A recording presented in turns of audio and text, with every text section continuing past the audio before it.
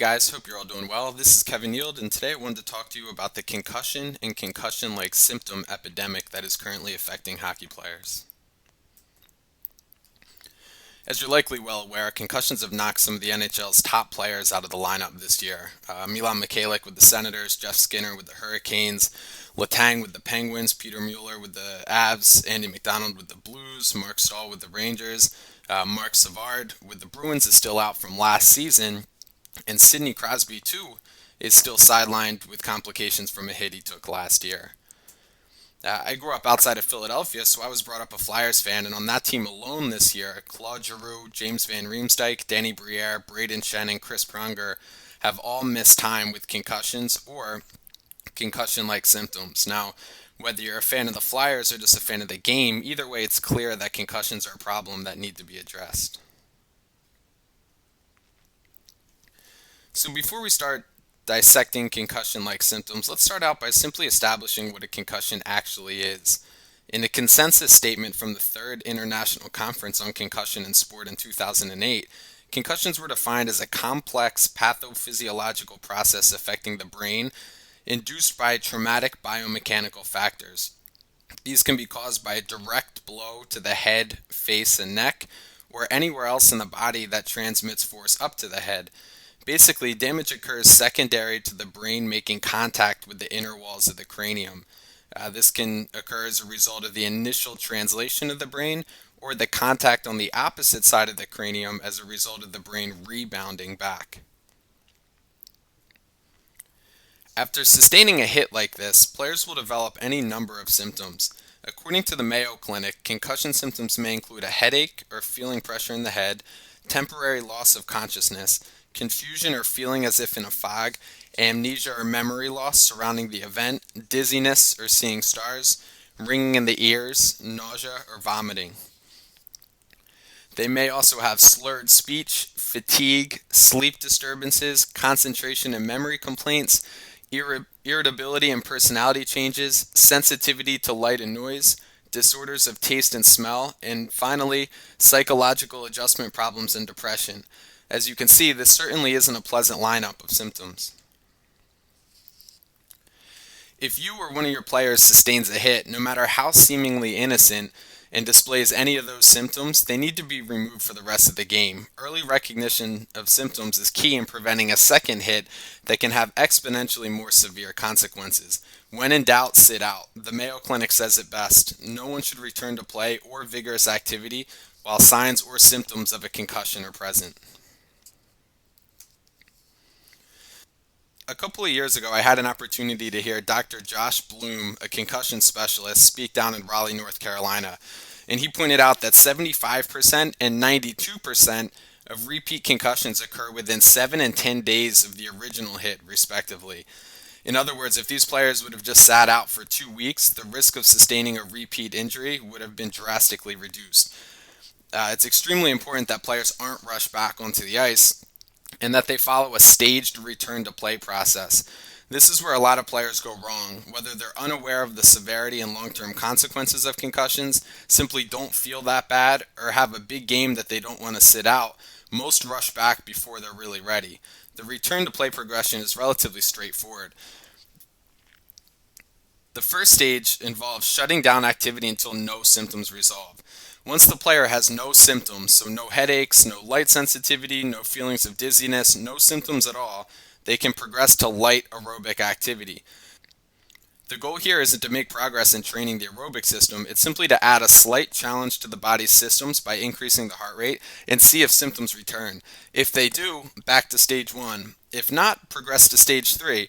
It's preferable that the aerobic activity is performed on a piece of cardio equipment such as an exercise bike, elliptical, or treadmill, so that the stress of processing external movement is removed. So at stage 3, the sport-specific activity stage can include some light skating and the introduction of moderate intensity weightlifting. The goal at this stage is to introduce more dynamic movement and a slightly greater stress to the body and see if symptoms return. From here, the player progresses to more high-intensity activity without contact, both on and off the ice, back to full contact practice in stage 5, and finally back to full clearance at stage 6. At each stage, The player can only progress if they are completely symptom-free while performing the activity, after the activity, and the day after. So if they feel fine during and after, but symptoms pop up the next morning, they need to regress a stage. As you can see, this process would take, at a minimum, a week to move through. So if a youth player has symptoms at school on Tuesday, they have no shot at playing that weekend. It's impossible to move through all of the progression steps in that time. Following this return to play protocol will help ensure the player's injury has fully recovered and therefore minimize the risk of a repeat occurrence. But here's the thing, a lot of what is being called a concussion may not really be a concussion. Remember that concussions are traumatic brain injuries. Concussion symptoms can be caused by a number of other injuries, which can also be aggravated by contact. This introduces the question, is having concussion-like symptoms sufficient to diagnose a concussion? And in the same vein, what does the phrase concussion-like symptoms really mean? If we're confident it's a concussion, why not call them concussion symptoms? And if we're not, then what is the real issue here that is provoking these symptoms? Interestingly, the expert panel at the second International Conference on Concussion in Sport in Prague several years ago unanimously agreed that the overwhelming majority of concussions, in the realm of 80 to 90%, completely resolve in 7 to 10 days. So how do we explain the players that take drastically longer to recover than others? Sometimes it's clear that the symptoms will be more significant and the recovery longer based on the severity of the hit, but this is certainly not always the case. The problem with using concussion-like symptoms to diagnose a concussion is that it implies that simply resting will provide time for the symptoms to spontaneously resolve, which they often don't. Naturally, the question then is why?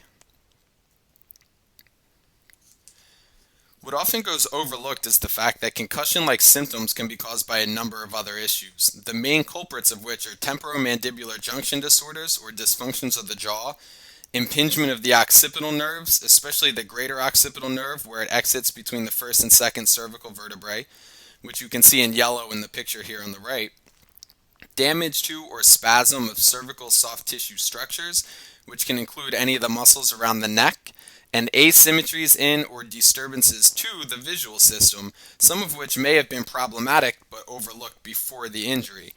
All of these injuries can also result from contact, which may be why so many players are sidelined with concussion-like symptoms that either didn't have a concussion to begin with or have a concussion that is healed but with symptoms that won't resolve. It's important to recognize that many hockey players have predispositions to these injuries that simply aren't typically addressed. These factors may make a player more prone to getting a concussion, more prone to having other injuries that cause concussion-like symptoms, and can be a cause of symptoms themselves. We'll talk about some of these predispositions in a second, but conceptually it's important to understand that if a player sustains a concussion from a hit, even after the symptoms resolve, or if the symptoms resolve, the predispositions may still be there, which may make it more likely for them to sustain a repeat injury. In other words, they may heal just enough to drop below their symptom threshold, but they're far from optimal. This can be a hard thing for people to understand. In general, symptoms are a sign that something is wrong, but a lack of symptoms doesn't necessarily mean that everything is right. In this case, the concussion is just superimposed over the contributing factors, and to ensure that the player recovers fully and to minimize the risk of a repeat occurrence, it's necessary to address all of the underlying factors, including those that may not cause symptoms. So with that in mind, let's talk about some of the more common predisposing factors. The first of which is Cervico-Cranial Torque. This is an idea that I've learned a great deal about from a brilliant physical therapist I've had an opportunity to work with named Ned Lenny. The idea here is that the cervical spine and cranium are positioned in a non-neutral position, such as rotation, flexion or extension, and/or side flexion. A common pattern that hockey players present with is known as forward head posture. With optimal posture, the face and eyes would be oriented straight ahead, with the spine tall and the player's ears positioned directly over their shoulders. In this position, the head is well supported by the spine, which minimizes the necessity for any compensatory muscle contraction. Now, forward head posture refers to any position whereby the head is positioned in front of the spine. In other words, if you drew a vertical line straight through the player's ears and down to the ground, it would pass in front of the player's shoulders. Forward head posture is almost entirely self-inflicted. Tom Myers, who's an anatomy expert, once said, "Gesture becomes habit, habit becomes posture, posture becomes structure." So when hockey players sit in front of their computer, on their couch, or in their cars and they're slumped forward a bit, they're teaching their body to bias toward forward head posture. The skating position requires a forward head posture too. Then the players get off the ice and sit on the bench with a forward head posture, then get off the ice and hop on an exercise bike and typically watch the TV, which is positioned above their head, which also requires a forward head posture. In other words, the overwhelming majority of the postures they hold throughout the day, both in their daily living and in their sport, drive them into this position. So at this point, you may be wondering why this matters. For starters, this position is typically related to a number of other postural dysfunctions. But most relevant to the concussion discussion, having a forward head posture causes altered position and function of the muscles surrounding the head and neck. As with all muscles in the body, function is largely dictated by position. So if the muscle is positioned improperly, their role in causing and controlling movement changes. In this case, the position will not only cause excessive tension across the head and neck, but it also necessitates that the muscles are under constant tension to hold the head up, meaning these muscles never really get an opportunity to shut off and relax. It also means they're poorly positioned to control movement of the head, which could also result from direct impact or impact to the body that causes a whiplash-like effect to the head. Remember that soft tissue damage in this area was one of the potential causes of concussion-like symptoms. So positioning the head in a way that is going to cause unnecessary and dysfunctional stress across these areas is certainly not ideal. Also, when the head is positioned in front of the spine, it undergoes a motion known as posterior cranial rotation to help position the eyes straight ahead. If the head is positioned in front of the spine and the head does not undergo this posterior rotation, then the face and eyes would be oriented downward toward the floor. Naturally, being able to see is important, so our body compensates by rotating the head backward to position the face and eyes straight ahead. You can see this in the three pictures. In the first picture, you can see that the ears are aligned above the shoulders and that the face and eyes are positioned forward. In the next one, the head is positioned in front of the shoulders, but the head doesn't rotate on the spine, so the face and eyes are positioned down.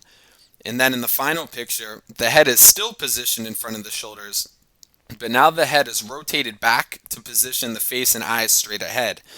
This posterior cranial rotation places more stress across the occipital nerves, which exit the spine in this area. It also makes the head more likely to impinge on these nerves as a result of contact.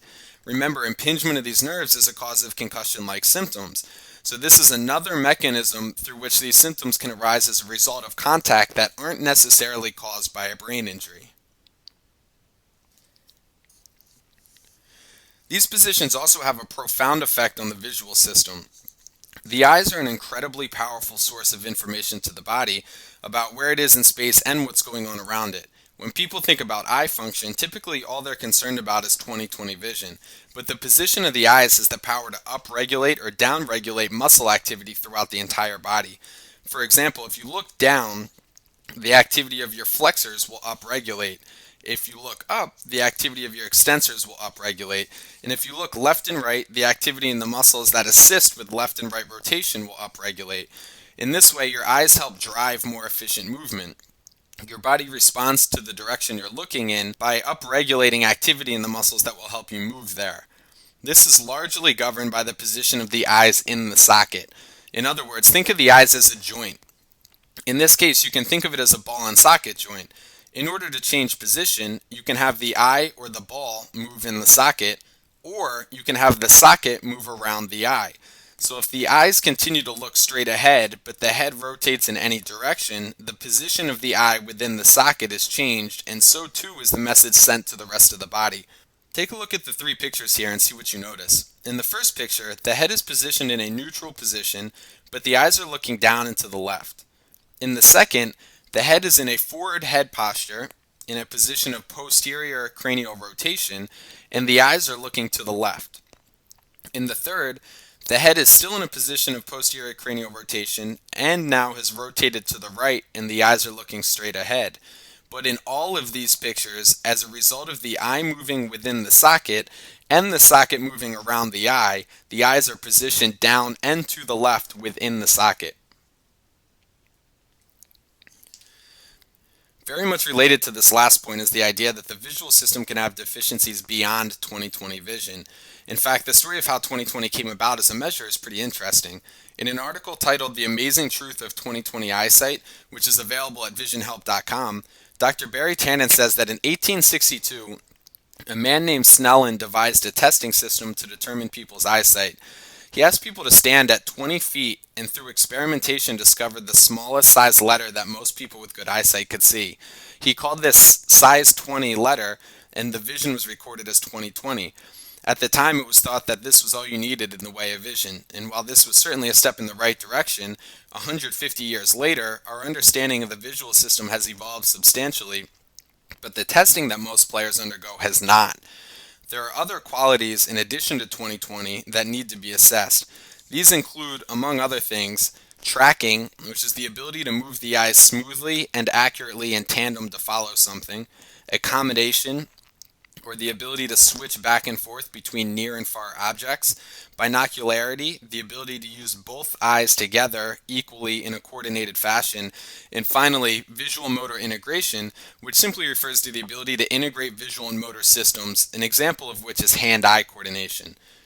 All of these components are incredibly important in maximizing performance, but deficiencies in any of these areas can also cause any number of concussion-like symptoms. Also, as I mentioned earlier, the visual system shapes the body's interpretation of the world around it. If the visual system is asymmetrical, torqued, or otherwise deficient, it's inevitable that the player's musculoskeletal system and movement tendencies will be too. This is a commonly overlooked underlying factor in many hockey injuries, especially with players that always seem to be getting hurt, and it can even affect academic performance. A foundational concept throughout this discussion has been the idea of asymmetrical positioning. In this regard, I've been very heavily influenced by the Postural Restoration Institute. PRI explains that our anatomy is inherently asymmetrical. As a few examples of this, we have a liver on the right, not on the left. We have heart tissue on the left, but not on the right. Our diaphragm is significantly larger on the right than the left, and we have 3 lobes of lung on the right, but only 2 on the left. We also have asymmetrical neurological systems and relatively predictable asymmetrical movement tendencies. These things, in combination, lead to a number of other changes throughout the body that are both objectively prevalent and relatively predictable. PRI describes these adaptations as being stuck in specific patterns at the lumbopelvic, thoracic, and/or cervico-cranial regions, all of which can be identified with a handful of simple screens. If someone gets stuck in a certain pattern of asymmetry, it can feed patterns above and below it. For example, an individual may be stuck in a certain hip position or pattern, and this will influence everything down to the feet and everything up to the head.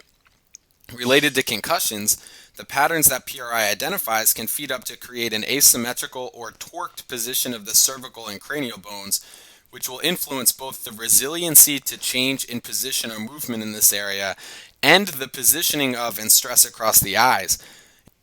In other words, a visual problem may drive problems down the chain, as I mentioned earlier, or a hip pattern may feed up the body and create an asymmetrical cranial orientation, which can cause visual problems.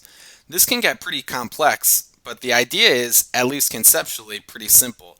Symptoms at the head could have underlying causes or predispositions located in other regions of the body, which will also need to be acknowledged and, when appropriate, treated in order to move the player further from symptom threshold and closer to optimal.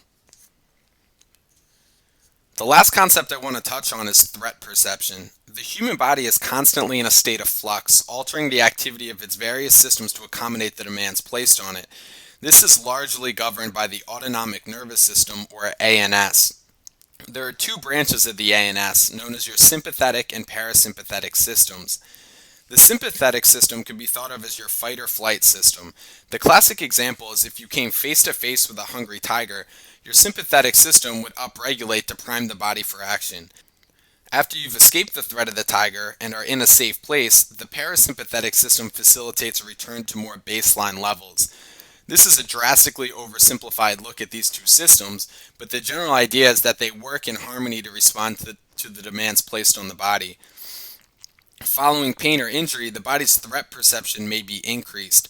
In other words, the body shifts towards a more sympathetic state even though there may not be a real threat. This can have a profound effect in a number of different areas, one of which is soft tissue tension. I've learned a great deal on this topic from my friend Patrick Ward, who is both a strength coach and manual therapist. If you don't already, I would encourage you to check his site out, which is OptimumSportsPerformance.com. In this case, the body perceiving a threat causes increased tension in muscles and other connective tissue that can augment concussion-like symptoms. When you hear stories about a player's concussion symptoms completely going away following a massage, this is usually why. Massage stimulates a shift toward a more parasympathetic state, which decreases the body's threat perception and reduces tension globally.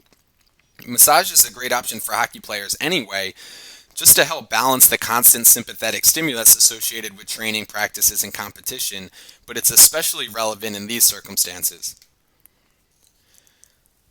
There isn't really an easy solution to the concussion epidemic currently affecting hockey. There are, however, a few things that can and should be done.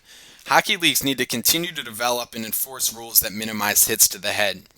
The NHL has really done a great job setting a positive example in this regard. The players also need to take some responsibility. Hockey is an explosive and physical game played by some of the world's most passionate athletes. There is some inherent risk to playing without individual players taking runs at other players or doing anything with an intent to hurt. While this may be a tough pill to swallow, ultimately a solution may lie in increasing the rink size. Players are bigger, faster, and stronger than ever, and with the rule changes to prevent a lot of the clutching and grabbing, the game itself is faster. We may have reached a point where the players have simply outgrown the ice surface. My friend Jeff Kubos wrote a great article on this topic, which is available at his site, jeffkubos.com, if you're interested in reading it. There's a certain level of risk associated with playing hockey, but we need to do whatever we can, both from an administrative and player standpoint, to minimize the additional risk of suffering injuries that have such long-term implications for the players. Now, if a player suspects that they've sustained a concussion, in addition to the neurocognitive tests that most sports programs currently use, it's worth looking into some of the other potential causes of concussion symptoms. For starters, rule out TMJ problems. It's best to have a medical professional, such as a physician, physical therapist, or athletic trainer, do this. But as a crude screen, you can stand in front of a mirror and put your fingers at your TMJ, your jaw joint. If you open and close your mouth, see if you can feel any clicking, popping, or other tracking abnormalities, or if you can see any side-to-side asymmetries. Also, shift your jaw as far as you can to the left and to the right and see if you notice anything. If you do, follow up with a PT. You're also going to want to get your neck checked by a quality physical therapist. These issues often go undetected, so you may need to do some homework to find someone with experience in assessing and treating these issues. You're looking to rule out soft tissue damage or dysfunction, as well as local nerve impingement. While a physical therapist is probably the best bet in these cases, a really good manual therapist may be able to help with some of the soft tissue dysfunction. You're also going to want to get a comprehensive visual exam from a behavioral or neuro-optometrist. This should go beyond the 20/20 test and provide some information regarding any deficiencies or asymmetries in your visual system. If you don't know of someone in your area, check out this page at bettervision.com.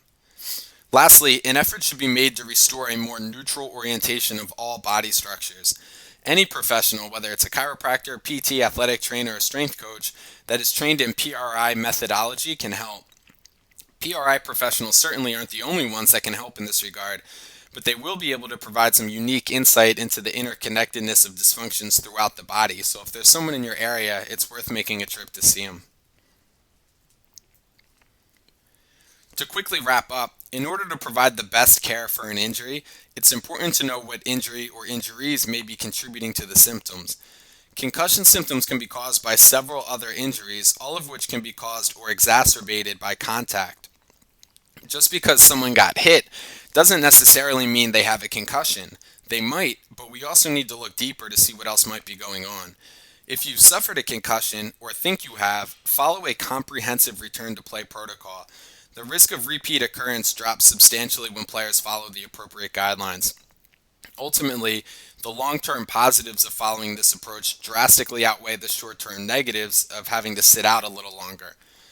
From a training standpoint, it's important to address predisposing factors. Most players have relatively apparent and predictable postural and muscular dysfunctions that decrease their resiliency to contact and make them more likely to suffer an injury.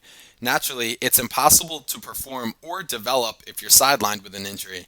The number one goal of any training program should be to prepare players in a way that keeps them on the ice, improve performance and durability. That's what it's going to take to be successful in the long run, both as an individual and as a team.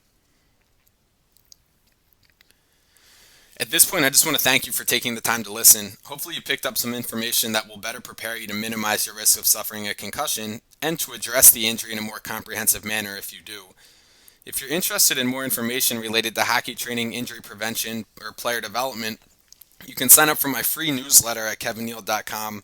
You can check out my new book, Ultimate Hockey Training, at ultimatehockeytraining.com, and look into getting a membership at hockeystrengthandconditioning.com, which is the site I co-run with some of the world's best hockey strength coaches that features new articles, programs, exercise videos, and even great forum discussions every week. And finally, if you have an interest in training with me at our gym, Endeavor Sports Performance, which is located in New Jersey about 20 minutes east of Philadelphia, or if you want more information on our new program design site, check out our site endeavorfit.com or shoot me an email at kn@kevinneeld.com. That's a wrap for today. I hope you enjoyed the video, and please feel free to pass this along to anybody that you think might benefit from it, and I look forward to hearing from you in the future.